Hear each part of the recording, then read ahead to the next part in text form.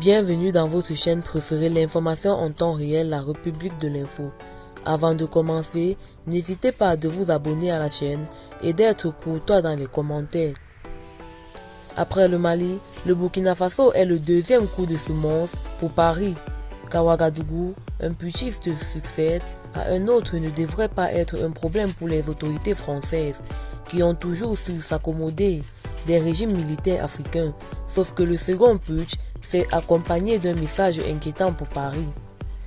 Dès son premier discours, le nouvel homme fort du pays, le capitaine Ibrahima Traoré, a parlé de s'orienter vers d'autres partenaires, capables d'aider efficacement le Burkina dans la lutte contre le terrorisme.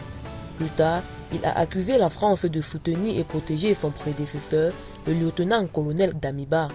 La tentative de contre-putsch du lieutenant-colonel Damiba a d'ailleurs été immédiatement attribuée à la France, suscitant une mobilisation violente de jeunes portant des drapeaux russes. De défaite en putsch.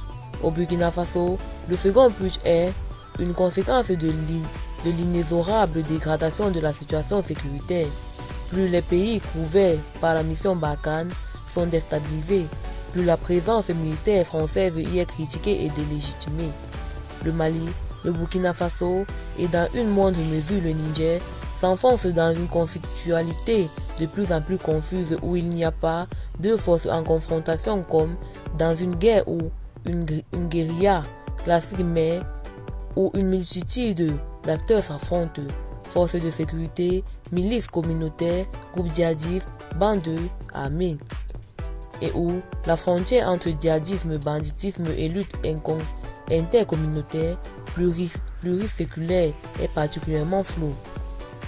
Au Sahel, la criminalisation et l'ethnicisation du djihadisme sont des dynamiques fortement déstabilisatrices contre lesquelles l'intervention française, même en combinant action militaire et aide au développement, ne peut rien. Tandis que ce conflit multidimensionnel et régional s'exacerbe. Les forces de sécurité nationale perdent du terrain et la population perd le prix fort. Les forces burkinabées ne contrôlent plus que 60% du territoire national et les forces maliennes probablement moins de 50%. Cet effondrement sécuritaire produit des putschs en cascade au Mali et au Burkina Faso qui n'emportent pas seulement des pouvoirs en place mais remettent aussi en question leur principal partenaire sécuritaire, la France.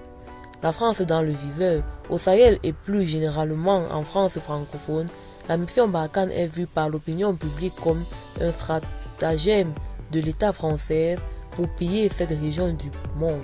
Eh bien, c'est tout pour cette note d'information. N'hésitez pas à mettre en commentaire vos impressions et à très bientôt pour une nouvelle note d'information.